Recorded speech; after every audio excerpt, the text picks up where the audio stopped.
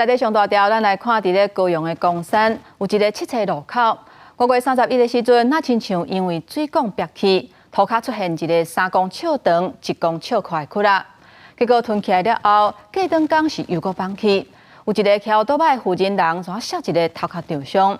也拿自来水公司讲会派人去慰问，嘛会赶紧补救解决问题。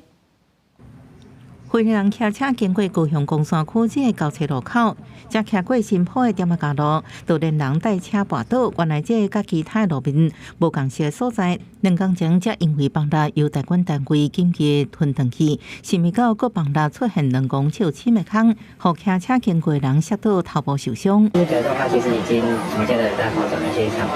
后续的话，当然会做一些跟有关相关的机关单位做一些了解，到底其实发生在哪里。动了一项啊，他为了多保护你，就要弄你啊。昨下晡有一条倒摆救衰啦。加上讲，护理人状况已经稳定，毋过爱伫家护病房观察，造成崩塌原因初步研判是自来水公司台地下开更供涉水。现场路面开挖大小约6公尺乘3公尺乘2.5公尺，进行管线修理。虽受大雨影响，本公司仍将紧速抢修。路面的坑才保好一天，搁崩塌，互附近住户感觉真坎坷。水公司表示，已经派人回问伤者，截至下晡路面就修好。记者综合报道。